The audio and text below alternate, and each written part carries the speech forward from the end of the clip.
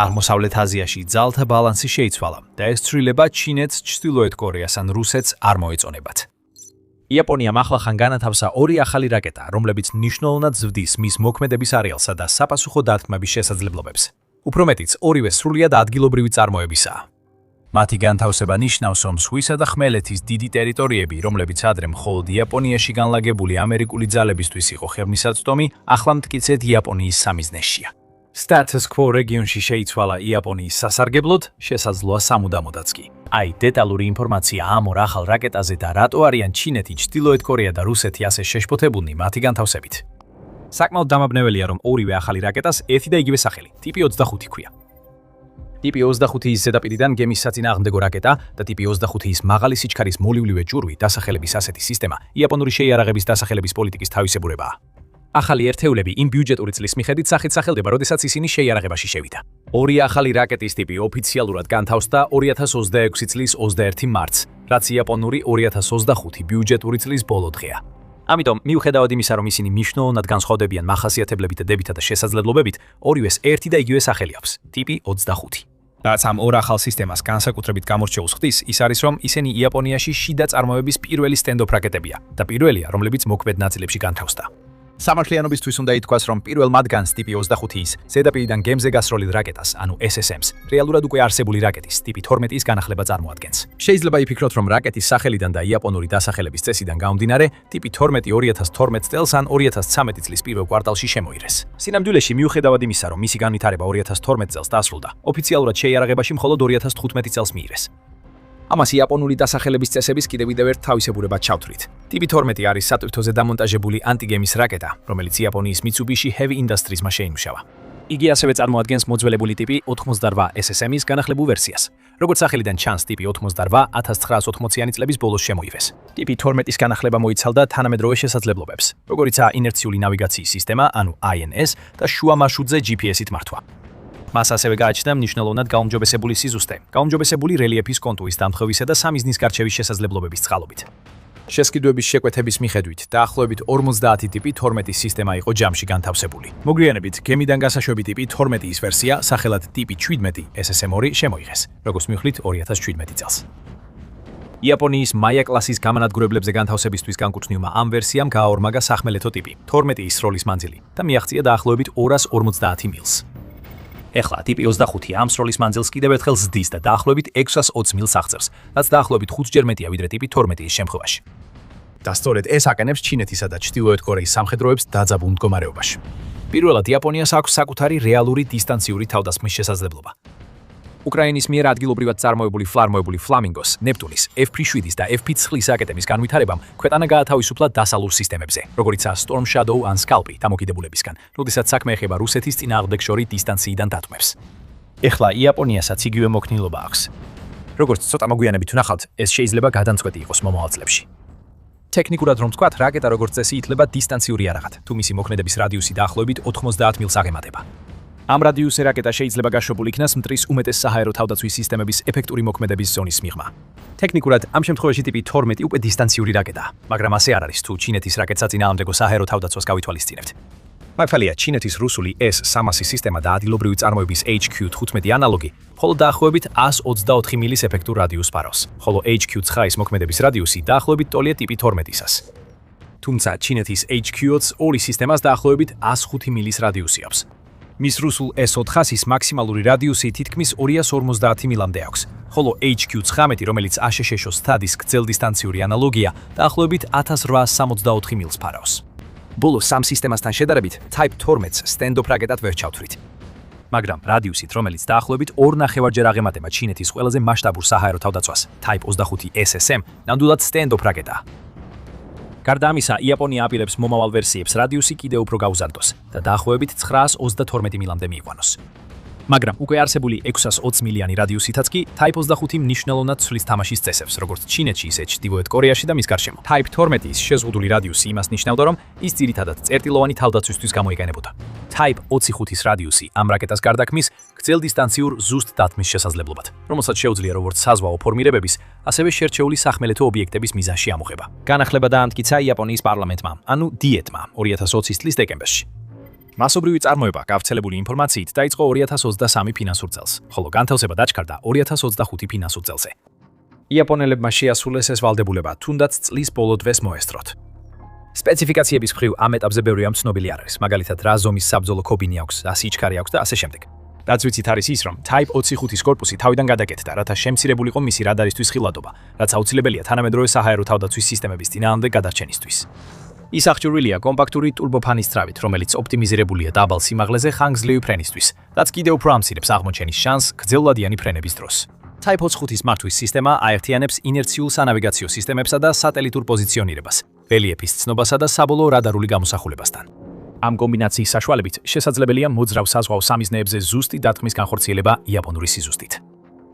რაკეტას ასევე შეუძლია მიიღოს შუა მარშრუტის განახლება, ქსელზე დაფუძნებული მონაცემთა ბმულების საშუალებით, რაც რეალურ დროში აერთიანებს საზღვაო პატრულის თვითმფრინავების, სანაპირო რადარის სადგურების ან სხვა სადაზვერო საშუალებების მონაცემებს. ის ასევე აკმაყოფილებს კიდევ ერთ მნიშვნელოვან მოთხოვნას თანამედროვე სახმელეთო რაკეტებისთვის მობილურობას. სისტემა დამონტაჟებულია მაღალი მობილურობის ტრანსპორტიორ ან C გამშვებ დანადგარზე, რომელიც დაყენებულია 8ჯერ 8 ბურბლებიან შასიზე. თითოეულ გამშვებზე მოთავსებულია 6 რაკეტის კონტეინერი და შეუძლია სწრაფი სალვური გაშვებები, რის შემდეგაც სწრაფად იცვლის ადგილმდებარეობას. როგორც უკრაინაში ომმა ნათლად აჩვენა უნივერსალური მეთვალყურეობისა და კამიკაძე დრონების ეპოქაში, სროლისა და სწრაფი გადაადგილების უნარი გადამწყვეტ მნიშვნელობას იძენს. იაპონიის მთიანი გეოგრაფიის გამოყენებით, გამშვები დანაყოფები შეძლებენ განაწილდნენ სანაპირო ზოლზე ან კუნძულებზე, გაისროლონ და სწრაფად შეიცვალონ პოზიცია, სანამ მტერი საფასუხო დარტყმისთვის დამიზნებას შეძლებს. მიუხედავად იმისა, რომ ეს სისტემა აუცილებლად ფართოდ გავრცელდება იაპონიის შეიარაღებულ ძალებში, საწესი განთავსების ადგილების შერჩევა სტრატეგიულია. კერძოდ როგორ? პირველი ოპერაციული დანაყოფები განთავსებულია კემპ კენგუნში, კუნამოტოს პრეფექტურაში. ამ ბაზიდან ჩინეთისა და ჩრდილოეთ კორეის მრავალი ობიექტი უკვე მოქმედების არეშია. მთელი კორეის ნახევარკუნძული ახლა იაპონიის დარტყმის არეშია, როგორც სახმელეთო, ასევე საზღვაო სამიზნეებისთვის, მათ შორის ჩრდილოეთ კორეის სრული ტერიტორია. პატივცემული ამხანაგი კიმ ჩონგუნი, როგორც ხალხი უწოდებს ჩრდილოეთ კორეის უმაღლეს ლიდერს, ყოველთვის შეეძლო იაპონიისთვის რაკეტებით დატმა. ასევე შეეძლო მის მამას კიმ ჩონგილს, რომელიც კიმ ჩონგუნამდე იყო უმაღლესი ლიდერი და მართავდა 1994 წლიდან 2011 წლამდე, სანამ გარდაიცვალებოდა და მისი შვილი ჩაიბარებდა ხელისუფლებას. კიმ ჩონგილმაც მამისგან, კიმ ილსონგისგან, რომელიც ჩრდილოეთ კორეის დამფუძნებელი და პირველი ლიდერი იყო, მემკვიდრეობით მიიღო იაპონიისთვის დარტყმის უნარი. 1990-იანი წლების შუა პერიოდში კიმ უფროსმა შეიმუშავა ჰვასონგ 7 ბალისტიკური რაკეტა, რომელიც ასევე ცნობილია როგორც ნოდონგი და დაიწყო მისი სერიული წარმოება, მაგრამ ის გარდაიცვალა 1994 წელს, 1 წლით ადრე, სანამ ეს რაკეტა სამსახურში შევიდოდა. ცნობილი სკადის მოდიფიცირებული ვერსია, რომლის მოქმედების რადიუსი დაახლოებით 8 მილიან ნოდონილია ნოდონგს საიმედოდ შეეძლო მიეღწია და დაემიზნებინა ოსაკა, ტოკიო და იაპონიის სამხრეთ და ცენტრალური ნაწილის უმეტესობა. და მას შემდეგ კიმების დინასტიის ყოველი ახალი თაობის მოსვლასთან ერთად ჩრდილოეთ კორეის შესაძლებლობების მასშტაბი მხოლოდ გაიზარდა. ნოდონგის გარდა ამჟამინდელ კიმს ასევე აქვს ჰვასონგ 10 მის განკარგულებაში, საშუალო რადიუსის ბალისტიკური რაკეტა, რომლის მოქმედების რადიუსი მინიმუმ 1500 მილია. ეს საკმარისია, რომ ჩრდილოეთ კორეის მატერიკიდან რიგიდან მთელი იაპონია დაათვას. მას ასევე აქვს შორსმსროლი კონტინენტთაშორისი ბალისტიკური რაკეტები. ჰაოსინგ 14-ის სავარაუდო რადიუსი მინიმუმ 4000 მილია, ხოლო ჰაოსინგ 15-ის, როგორც ამბობენ, შეუძლია კონტინენტურ აშშ-მდე მიღწევა. ორივეს უდავოდ შეუძლია იაპონიამდე მიღწევა. და კიდევ უფრო მეტია. 10 წლების განმავლობაში ჩრდილოეთ კორეას შეეძლო იაპონიაზე დარტყმა უსაფრთხო მანძილიდან და მის ფარგლებს გარეთაც, მაშინ როცა იაპონიას მსგავსი საფრთხის შექმნა არ შეეძლო. ის მხოლოდ შემომავალი რაკეტებისგან თავის დაცვას ახერხებდა მრავალფენოვანი საჰაერო თავდაცვის სისტემებით, როგორიცაა მისი პატრიოტ PAC-3 და ეგის SM-3. ეხლა Type 25 SSM-ის გაზრდილი სიშორე ძალთა ბალანსს ათანაბრებს. თქვენ დაგვატყანთ, ჩვენაც დაგარტყანთ. ან იქნებ ჩვენ დაგარტყადოთ პირველებმა. ეს ვარიანტები ეხლა ხელმისაწვდომია იაპონიისთვის და ისინი იაპონიას ჩინეთზე იგივე ტიპის ბერკეტს აძლევს. კი, სუსტად იგივე არა, მაგრამ საკმაოდ ახლოსაა. განსხვავება ჩინეთის უზარმაზარ ზომაშია. Type 25 შეუძლია ადვილად დაფაროს მთელი ჩრდილოეთ კორეა. ჩინეთი კი თავის მხრივ თითქმის 6 მილიონი კვადრატული მილის ფართობზეა გადაჭიმული და მისა და იაპონიას შორის აღმოსავლეთ ჩინეთის ზღვა. 620 მილის სიშორით Type 25 SSM მხოლოდ ჩინეთის ტერიტორიის მცირე ნაწილს ფარავს. თუმცა ის, რასაც ეს ფარავს, სი ძინპინისთვის საკმარისად შემაშფოთებელია. იაპონიის გადაჭიმულ კუნძულებზე განლაგებული მატერიკზე არსებული მრავალი მაღალი ღირებულების ობიექტი იქნება სარაკეტო სიშორის ფარგლებში. ყველაზე მიმზიდველი სამიზნეები უდავოდ ჩინეთის შორეულ აღმოსავლეთშია. შანხაი ეხლა სარაკეტო სიშორის ფარგლებშია, ისევე როგორც სხვა დიდი ქალაქები, პორტები და ინდუსტრიული ცენტრები, როგორიცაა ჰანჯოუ და ნინგბო. ეს მხოლოდ დიდი მოსახლეობის ცენტრები არ არის, სადაც ჩინეთის ყველაზე მნიშვნელოვანი კომპანიები და ინდუსტრიებია განთავსებული და რომლებიც მის გლობალურ ვაჭრობას უზრუნველყოფენ. Type 25-იც ასევე უმიზნებს მნიშვნელოვან სამხედრო ობიექტებს. ჰანჯოუში მდებარე ჯიანსიო აეროპორტი მნიშვნელოვანი სამხედრო ავიაბაზაა, სადაც განთავსებულია ჩინეთის სახაერო ძალები, კერძოდ PLAAF-ის 83-ე ბრიგადა. ჩინეთის JH-7A ტიპის გამანადგურებელი ბომბდამშენები ამ ბაზიდან მოქმედებენ. მახლობლად მდებარე ნინგბოში კიდევ ერთი მნიშვნელოვანი ბაზაა, ნინგბოს საზღვაო ბაზა. ეს არის ჩინეთის სახალხო განმათავისუფლებელი არმიის საზღვაო ძალების აღმოსავლეთ ზღვის ფლოტის შტაბ-ბინა და მთავარი სარდლობის ცენტრი აღმოსავლეთ ჩინეთის ზღვაში საზღვაო ოპერაციებისთვის. ასევე Type 25-ის მოქმედების არეში ახლო მდებარე ფუჯოუს ავიაბაზა, რომელიც ფუჯოუს ქალაქთან ახლოს მდებარეობს. ეს ავიაბაზა ძალების კონცენტრაციის მნიშვნელოვანი კვანძია ტაივანის მოპირდაპირედ და ჩინეთის საჰაერო თავდაცვის სარაკეტო სისტემების ბაზას წარმოადგენს. და კიდევ ბევრია მნიშვნელოვანი ობიექტი, რომელიც სი ძინპინს ნამდვილად ურჩევნია მოქმედების არიდან იყოს გამოტანილი. ასე იყო აქამდე. როგორც ჩრდილოეთ კორეის შემთხვევაში ჩინეთს ჰქონდა უპირატესობა, რომ შორ მანძილზე მოქმედი რაკეტებით დაერტყა იაპონიისთვის. მაშინ როცა იაპონიას ასეთი შესაძლებლობა არ ჰქონდა. DF-21D, რომელსაც ხშირად ავიამზიდების გამანადგურებელს უწოდებენ, ექსპლუატაციაში შევიდა 2010-იანი წლების დასაწყისში. ტექნიკურად ეს არის გემსაწინააღმდეგო ბალისტიკური რაკეტა, თუმცა რა თქმა უნდა, მას შეუძლია ეფექტურად დაარტყას უძრავ სამიზნეებს ხმელეთზეც. მაქსიმალური მოქმედების რადიუსი 1326 მილი აქვს, რაც საშუალებას აძლევს მიაღწიოს იაპონიის ტერიტორიას, მათ შორის ოკინავაზე მდებარე აშესჩოს ბაზებს. ჩინეთის ხმელეთიდან გაშვებული CJ-10 ანუ DH-10 ფრთოსანი რაკეტა ზუსტი დარტყმების განხორციელებას 930 მილამდე მანძილზე ახერხებს, ხოლო მისი DF-26 საშუალო რადიუსის ბალისტიკური რაკეტა 2485 მილს ფარავს, რაც საკმარისია მთელი იაპონიისა და INSA-ის დასაფარად. ისევე როგორც ჩრდილოეთ კორეის შემთხვევაში, Type 25 SSM-ის გაზრდილი მოქმედების რადიუსი საშუალებას აძლევს იაპონიას მიაღწიოს ჩინეთის მგრძნობიარე რეგიონებს, რაც მნიშვნელოვნად აბალანსებს ძალთა ბალანსს იაპონიისთვის. ასევე არსებობს მესამე რეგიონი, სადაც ახალი რაკეტა გარკვეულწილად არღვევს სტატუს-კვოს. ეს არის რუსეთი. საპოლოდან ჩრდილოეთით Type 25-ები შეძლებენ გადაუფრინონ რუსეთის ტერიტორიას და დაადგან ჰეილუნძიანისა და ჯილინის პროვინციებს ჩინეთში. რეგიონი ჩინეთის ერთ-ერთ სასოფლო-სამეურნეო ცენტრად ითვლება, მაგრამ ასევე არის მნიშვნელოვანი სატრანსპორტო დერეფანი. სარკინიგზო კვანძები, როგორიცაა სუი ფენჰეი და ლიაოჯის დერეფანი, მნიშვნელოვანია სახმელეთო ტრანსპორტისთვის ჩინეთის ჩრდილოეთ პორტებამდე. საზღვრისპირა ტერიტორიები ბოლო წლებში აქტიურ ცენტრებს წარმოადგენენ, რაც განპირობებულია ავყავებული ვაჭრობით, რომელიც წარმოიშვა მას შემდეგ, რაც რუსეთი იძულებული გახდა თავისი ვაჭრობის დიდი ნაწილი ჩინეთისკენ გადაეტანა დასავლეთის სანქციების გამო.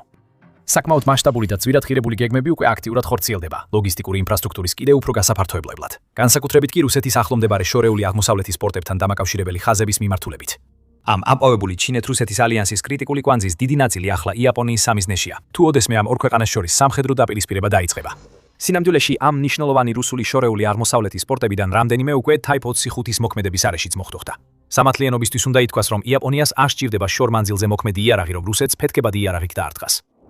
ყველაზე ახლო წერტილებში ამ ორ ქვეყანას მხოლოდ 26 ან 27 მილი აშორებს ლაპერუს სრუტეში, რომელიც იაპონიის ჰოკაიდოს რუსეთის სახალინისგან ხობს. უკრაინას ახლა უკვე აქვს მარტივი FPV დრონები, რომლებსაც უფრო შორს შეუძლია დათმა.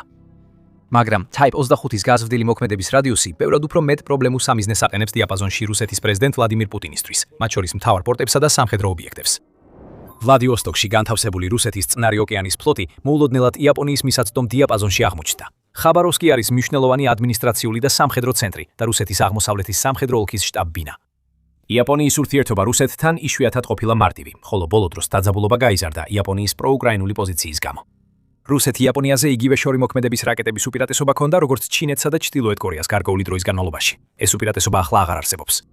იაპონიას შესაძლოა ვერ შეეძლოს რუსეთის დიდი ნაწილის დარტყმა თავისი Type 25 რაკეტებით, მაგრამ ის რეგიონები, რომლებსაც მიაღწევს, შეიძლება რუსეთის შორეული აღმოსავლეთის თავდაცვა დააზიანოს და მისი ეკონომიკური ინტეგრაცია ჩინეთთან ჩაშალოს. ორივე პუტინისთვის მასიური სტრატეგიული მარცხი იქნებოდა. ეძებთ უახლეს სამხედრო სიახლეებსა და ღრმა ანალიზს მსოფლიოს ყველა მთავარ ცხელ წერტილზე, სწორედ ამას გთავაზობთ ჩვენ, The Military Show-ზე. გამოიძერეთ არხი ახლავე, რომ სრულად ინფორმირებული იყოთ ყველაზე მნიშვნელოვან ამბავსა და მოვლენაზე. ეხლა შეიძლება გაიფიქროთ, რატო არ აქვს იაპონიას ასეთ ტექნიკურად განვითარებულ ქვეყანას შეტევითი დისტანციური შესაძლებლობები დღემდე განვითარებული. ეს არჩევანი საკითხი იყო. მეორე მსოფლიო ომში დამანგრეველი მარცხის შემდეგ იაპონიამ მხოლოდ თავდაცვითი სამხედრო პოზიცია მიიღო. ის მხოლოდ იმ იარაღს აწარმოებდა და პიდულობდა, რომელიც თავის დასაცავად იყო საჭირო, მაგრამ არა შეტევით იარაღს. ეს პოზიცია შესაძლებელი გახდა იაპონიისა და აშშ-ის ოფიციალური სამხედრო ალიანსის წყალობით.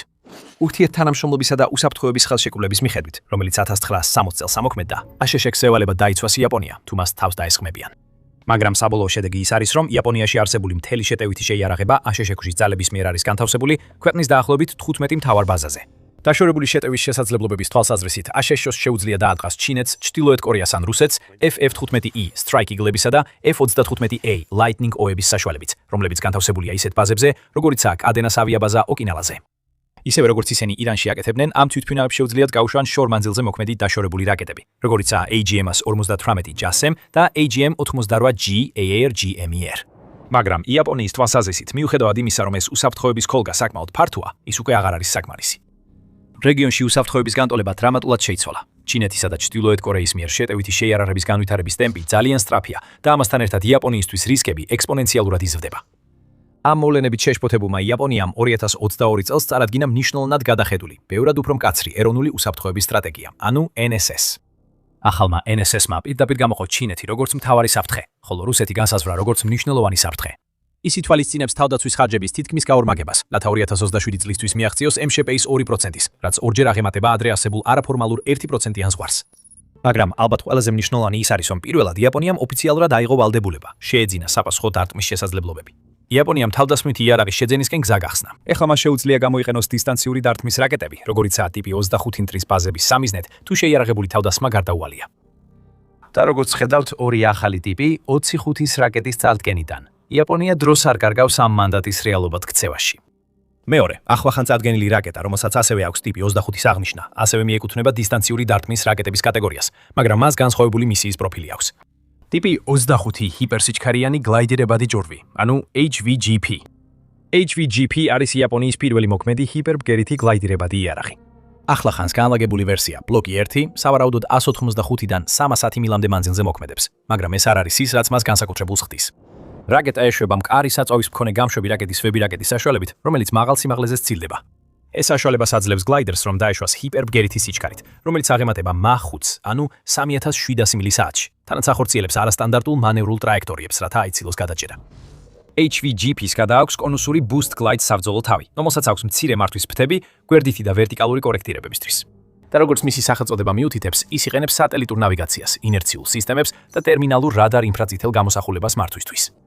მისი მცირე სიშორის გამო, HVGP იაპონიას არ აძლევს ისეთივე შეკავების შესაძლებლობას, როგორც გრძელსიშორიანი SSM. ის ძირითადად შექმნილია შორეული კუნძულების დაცვისთვის და არასაპასუხო შეტევითი ოპერაციებისთვის, მაგრამ რასაც სიშორეში აკლებს, ანაზღაურებს ფარულობითა და მრავალმხრივობით, რაც მას იდეალურს ხდის მოკლესიშორიანი საპასუხო შეტევითი ოპერაციებისთვის. HVGP-ის მანევრულობა მას უკიდურესად რთულს ხდის მის თვალთვალსა და ჩამოგდებას. ის შესანიშნავია მტრის ბაზებზე თავდასხმისთვის, მაღალი ღირებულების ობიექტების, როგორიცაა სადლობის პუნქტები, ამფიბიური შეტევის ჯგუფები და ალიამზიდების გემბანები, სამიზნე დამოკებისთვის ჯავშანგამტარი ან აფეთქებით ფორმირებული ჭურვის კობინებით. მჭიდროდ დაპირისპირებულ კუნძულთა ჯაჭვებში HVGP-ებს შეუძლიათ საკუთარი ძალებით შექმნან შეკავების ეფექტი. მტრის გემებსა და რაკეტების გაშვების ადგილებს მოუწევთ დარჩნენ HVGP-ების მოქმედების რადიუსის მიღმა, რადგან ეშინიათ ფარული, პრაქტიკულად შეუჩერებელი რაკეტული თავდასხმებისა. თუ საკმარისი რაოდენობით განთავსდება, Type 25 SSM-ებისა და HVGP-ების კომბინაციას შეუძლია მნიშვნელოვნად გააფართოვოს იაპონიის თავდაცვითი ზონა, რათა მოიცვას აღმოსავლეთ ჩინეთის ზღვა და ტაივანის მახლობლად მდებარე რეგიონები. ამჟამინდელი ბლოკ 1 ვერსიები ძირითადად გამოიყენება წვრთნებისა და სისტემის დამკვიდრებისთვის. ბლოკ 2 ვერსიები, რომლებიც 2030-30-იან წლებშია დაგეგმილი, ექნებათ 1300-დან 1800 მილამდე სიშორე. ეს მათ კიდევ უფრო დიდ საპასუხო დარტყმის საფრთხედ აქცევს, ვიდრე არსებული Type 25 SSM როგორც სიშორის, ასევე მანევრულობის თვალსაზრისით. იაპონიას ასევე აქვს გეგმები დამატებითი გემიდან და ჰაერიდან გაშვებადი ვერსიებისთვის 2027 ფინანსური წლისთვის, რათა შექმნას ფენოვანი განაწილებული დარტყმის არქიტექტურა. ეს არქიტექტურა აერთიანებს შიდა სისტემებს, როგორიცაა ორი ახალი Type 25 იაპონიის მოკავშირეების, ძირითადად აშშ-ს მიერ დამკვიდრებულ სისტემებთან. იაპონია გეგმავს აშშ-ში დამზადებული ტომაჰაუკის ტიპის საკრუიზო რაკეტების განთავსებას, თავისებას თავის ყველა 8 ეგისის სისტემით აღჭურვილ გამანადგურებელზე. ასევე 2026 წლის მარტში კონგოს კლასის გამანადგურებელი JS Chokai წარმატებით განახლდა ტომაჰაუკების გასაშვებად. ეს არის პირველი შემთხვევა, როდესაც იაპონურ სამხედრო გემს შეუძლია 1000 მილზე მეტი დაშორებით მდებარე სამიზნეების განადგურება. მოხსენებების მიხედვით, JS Chokai-მ ეკიპაჟის წვრთნები და მოდიფიკაციები სან-დიეგოს საზღვაო ბაზაზე გრაფიკზე ადრე დაასრულა, ხოლო საბრძოლო სროლის ტესტები დაგეგმილია 2026 წლის აგვისტოში, სანამ გემი დაბრუნდება სასებოს საზღვაო ავიაბაზაზე. მხოლოდ ერთი პრობლემა არსებობს. იაპონიას შესაძლოა ცოტა ხანს მოუწიოს ლოდინი, სანამ ტომაჰაუკებს მიიღებს. იაპონიამ 2024 წელს 1.7 მილიარდი დოლარის კონტრაქტით 400 ტომაჰაუკი შეუკვეთა, თითოეული 200 ერთეული ბლოკ 4-ისა და ბლოკ 5-ის ვერსიებიდან. მიწოდებები დაგეგმილი იყო 2027 წელს დასრულებულიყო. თუმცა აშშ-მ ტომაჰაუკები ირანის წინააღმდეგ იმდენად ინტენსიურად გამოიყენა, რომ უკვე სუსტი მომარაგების ჯაჭვი დაირღვა. აშედშო სწრაფად ხარჯავს თავის მარაგებს ისეთი ტემპით, რომ მათი შევსება შეუძლებელია. ომამდე მას ხელთ ჰქონდა დაახლოებით 3000-დან 4500-მდე ბლოკ, 4 და 5 ვერსიის ტომაჰავკი. მოხსენებების მიხედვით ირანის წინააღმდეგ პირველ 72 საათში 400 ერთეული გამოიყენა, ხოლო პირველ თვეში 850. ამასობაში წლიური წარმოება მხოლოდ 60-დან 90-მდე ერთეულს შორის მერხეობს. რა თქმა უნდა, აშშ-ის თავდაცვის დეპარტამენტმა და რეითიონმა 2026 წლის თებერვალში ახალი შეთანხმებები გააფორმეს, რათა წლიურად 1000 ტომაჰავკის წარმოება გაზარდონ, მაგრამ ამას დრო დასჭირდება და აშშ-ის შეიარაღებული ძალების საჭიროებები ყოველთვის პრიორიტეტული იქნება. იაპონიისთვის ეს სიტუაცია კიდევ ერთხელ უსვამს ხაზს იმ სტრატეგიულ მნიშვნელობას, რაც საკუთარი თანამედროვე შეიარაღების შექმნის შესაძლებლობას აქვს. უკვე ვნახეთ მსგავსი რამ უკრაინის დაუსრულებელ ბრძოლაში, რომ თავისი პატრიოტის სისტემებისთვის სულ უფრო იშვიათი ფაქ-3 რაკეტები მოიპოვოს. მართალია, ირანთან ომი სულ უფრო დიდ ზეწოლას ახდენს შეერთებული შტატების იარაღის მარაგებზე, რომლებიც მისი ყველა მოკავშირის თავდაცვის საფუძველს წარმოადგენს. შეგიძლიათ დაინახოთ, რატომ მოუწოდებენ სამხედრო და პოლიტიკური ლიდერები მთელი მსოფლიოდან, ევროკავშირიდან იაპონიამდე იმგვარი იარაღის თვითმფრობისკენ, რომის განვითარებაც უკრაინას უკვე იძულებით მოუხდა. იაპონიის ახალი Type 25 რაკეტებმა უკვე საკმაოდ დამატებითი საფიქრალი მისცეს სი ძინპინს, კიმ ჩენ ინს და ვლადიმერ პუტინს. ამ რაკეტებმა მნიშვნელოვნად გაათანაბრეს იაპონიის შესაძლებლობები, მაგრამ გრძელვადიან პერსპექტივაში შესაძლოა სწორედ ამ ორი სისტემის ადგილობრივმა წარმოებამ მოუტანოს იაპონიას ყველაზე დიდი სტრატეგიული სარგებელი. კიდევ ერთი ქვეყანა, რომელიც აქტიურად ცდილობს სამხედრო თვითმფრობის გაზრდას მჭიდრო ალიანსების ფარგლებში, არის გაერთიანებული სამეფო. იხილეთ ეს ვიდეო იმის შესახებ, თუ როგორ ახორციელებს გაერთიანებული სამეფო სამხედრო ძალო ძალის მასშტაბურ ახორციელებას და როგორც ყოველთვის, მადლობა ყურებისთვის.